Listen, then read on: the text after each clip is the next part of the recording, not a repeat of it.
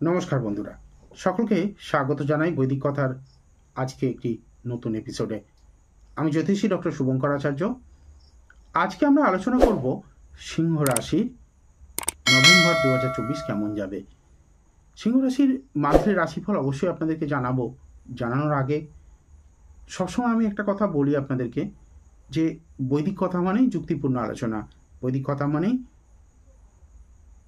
বিজ্ঞান ভিত্তিক জ্যোতিষের আলোচনা।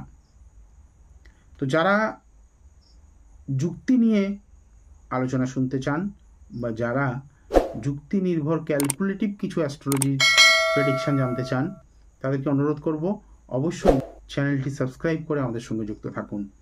আর হ্যাঁ, মা তারার একনিষ্ঠ সেবক হিসাবে আপনাদের কাছে করজোড়ে নিবেদন, কমেন্টে জয় মা তারা লিখুন একবার, লিখে আপনার মনস্কামনা জানান মাকে। মা অবশ্যই আপনাকে সেই মনস্কামনা পূর্তিতে সহযোগিতা করবেন। আর ভিডিওটি যদি ভালো লাগে অবশ্যই একটা লাইক করে আমাকে উৎসাহিত করতে ভুলবেন না। এগিয়ে যাই আজকের অনুষ্ঠানের দিকে। সিংহ রাশির রাশিফল। তাই সিংহ রাশির মানুষজনের যারা রয়েছেন তাদের মানসিকতা কেমন হয়, দু একটা কথা আপনাদেরকে জানিয়ে রাখি। সিংহ রাশির মানুষ মানে একটা রাজকীয় স্বভাব, রাজার হারে চলতে ভালোবাসবেন, অত্যন্ত ইগোইস্টিক মানুষ হবেন। ছোটোখাটো কেউ কিছু বললে অনেক বেশি সম্মানে, আত্মসম্মানে আঘাত লাগার বিষয় হিসাবে নিয়ে নেবেন। আবার এই মানুষগুলো অত্যন্ত দানশীল হবেন। কাউকে কিছু দিয়ে দিলে সেটা চাইতে গিয়ে খুব একটা স্বাচ্ছন্দ্য বোধ করবেন না। দান দিতে ভালোবাসবেন, দান গ্রহণ করতে চাইবেন না। এহেন সিংহ রাশির জাতকদের জন্য নভেম্বর 2024 কেমন যাবে সেটা নিয়ে আলোচনা করতে গিয়ে কয়েকটা কথা আমার মনে হলো। কিছু ভালো বিষয় এখানে রয়েছে, কিছু ভালো প্রাপ্তি রয়েছে, তার সঙ্গে সঙ্গে কিছু খারাপ বিষয়ও রয়েছে।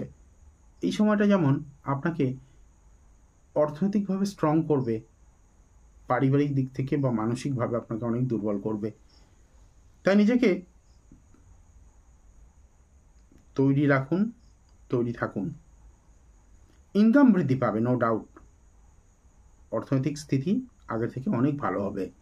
ইনকাম বৃদ্ধির সাথে সাথে খরচটাও কিন্তু বৃদ্ধি পাবে, এবং দেনা যেটা ছিল সেই দেনা কিন্তু বৃদ্ধি পেতে পারে, অর্থাৎ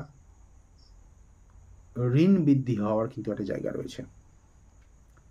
এবার আসি পারিবারিক দিকে, কারণ আমি সরাসরি বললাম যে পারিবারিক জায়গাটা একটু ডিস্টার্ব রয়েছে, তো সেটা নিয়ে একটু আলোচনা করা যাক।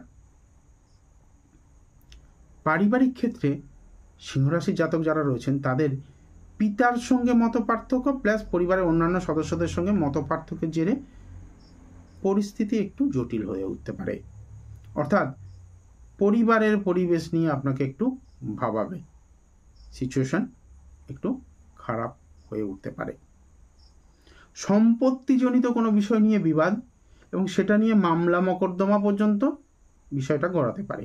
মানসিক যে স্থিতি, সেই মানসিক স্থিতি কিন্তু নষ্ট হতে পারে, অর্থাৎ মেন্টালি আপনি ডিপ্রেশনে চলে যেতে পারেন। সিচুয়েশন আপনার হাতের বাইরে, মানসিকভাবে অত্যন্ত চাপে রয়েছেন।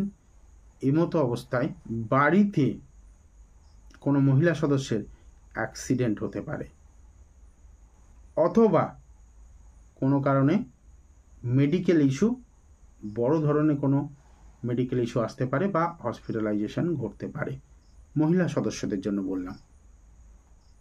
এবং বাড়িতে পরিবেশ হাওয়া যখন আপনার বিপরীতে বইছে, পিতার সাথে মতপার্থক্য, ভাই বোনেদের সঙ্গে মতপার্থক্য বা পরিবারের অন্যান্য সদস্যদের সঙ্গে মতপার্থক্যের মতো পরিস্থিতি ঘটছে, সেই সময়ে আপনার শত্রুতা বৃদ্ধি পাবে। মানে বাইরের শত্রুদের একটা চাপ আপনার উপরে কাজ করবে। ভালো চলছিল, ভালোভাবে আপনি শত্রুকে মেনটেন করছিলেন, এই সময়টা আপনাকে অনেক শক্ত হতে হবে এবং কড়া হাতে আপনি শত্রুদেরকে বিনাশ করতে পারবেন। কিন্তু সমস্যা হচ্ছে আপনি নিজের শত্রুদেরকে বিনাশ করলেন, নিজের শত্রুদেরকে কন্ট্রোল করে ফেললেন অনেক অ্যাডভার্স সিচুয়েশনের মধ্যেও, কিন্তু অপরের কারণে, ওই যে শুরুতে বলছিলাম না, একটা দানশীল মানসিকতা, মানুষের হেল্প করার মানসিকতা, এখান থেকে আপনার বিপদ আসবে। অন্যকে হেল্প করার কারণে তার বিবাদে জড়িয়ে পড়ে আপনার সমস্যা আসতে পারে। মানে আপনি আপনার শত্রুকে পরাজিত করলেন, অন্যের শত্রুকে এন্টারটেন করতে গিয়ে সেখান থেকে সমস্যাকে ডেকে আনলেন। পরিবারে যারা সন্তান আসার জন্য সচেষ্ট, সন্তান আসার জন্য চেষ্টা করছেন, এই সময়টা আপনার জন্য উপযুক্ত সময়।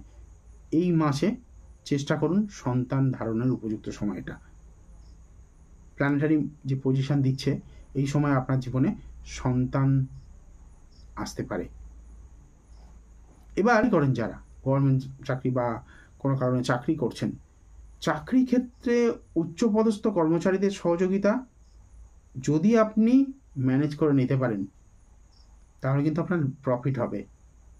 অর্থাৎ উচ্চপদস্থ কর্মচারীদের সহযোগিতায় আপনার জীবনে প্রফিট হতে পারে এই মাসে। সময়টা ঠিক সোজাভাবে চলছে না আপনার জন্য, কখনো ভালো চলছে, কখনো আবার সেটাকে অনেক নিচে নামতে হচ্ছে। তো এই পরিস্থিতি থেকে আপনাকে বেরোনোর জন্য একটা উপায় আপনাকে বলে দিই। অবশ্যই উপায়ে আসবো, তার আগে অনুরোধ করব চ্যানেলটিকে অবশ্যই সাবস্ক্রাইব করে রাখুন এবং কমেন্টে জয় মা তারা লিখে নিজেদের মনস্কামনা সেখানে মা তারাকে জানান। এবং ভিডিওটি যদি ভালো লাগে, যুক্তিপূর্ণ মনে হয়, অবশ্যই একটা লাইক করে আমাকে উৎসাহিত করতে ভুলবেন না, যাতে আগামী দিনে এইরকম অনেক ভালো ভালো ভিডিও আপনাদের জন্য আনতে পারি। এবার একটা সাদা কাপড় নিন, সাদা কাপড়ের মধ্যে 21টা জব, 1 মুঠো কালো তিল,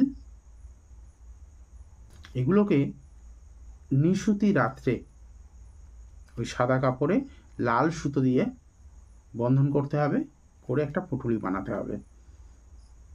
গভীর রাত্রে, মানে রাত্রি 12টার পর আপনাকে ওই পুঁটুলিটা নিয়ে গিয়ে কোনো 3 রাস্তার মোড়ে পশ্চিম দিকে মুখ করে প্রার্থনা করবেন। আপনার যে পার্থিব বস্তু, সেই প্রার্থনা করে বা আপনার বিপদ মুক্তির প্রার্থনা করে ওটাতে ওই পুঁটলিটাকে নিয়ে কিছুটা গর্ত খুলে, মানে চেষ্টা করবেন যাতে সহজে কেউ তুলে ফেলতে না পারে, বা কুকুর বা অন্যান্য প্রাণীরা যাতে তুলে ফেলতে না পারে, গর্ত খুলে সেটাকে পুঁতে দিন এবং পশ্চিম দিকে মুখ করে নিজের মনের প্রার্থনা জারি ফিরে আসুন, পিছন দিকে না তাকিয়ে। ক্রিয়াটা করতে হবে শনিবার রাত্রি 12টার পরে। এই ক্রিয়াটা করে দেখুন, আপনার জীবন থেকে শত্রুতা, দেনা, এগুলো কিন্তু চলে যাবে। খারাপ সময় আমাদের জীবনে থাকেই, ভালো খারাপ মিলিয়ে আমাদের জীবন, এটা মেনে নিতে হবে। খারাপ সময় থাকলে কিন্তু ভালো সময় আসে। অর্থাৎ ঈশ্বর যদি একটা দরজা বন্ধ করে দেন, একাধিক দরজা কিন্তু খুলে দেন।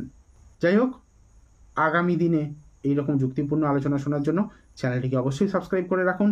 ভালো থাকবেন, মা তারা আপনাদের অনেক অনেক মঙ্গল করুন, এই প্রার্থনা করে বিদায় নিলাম।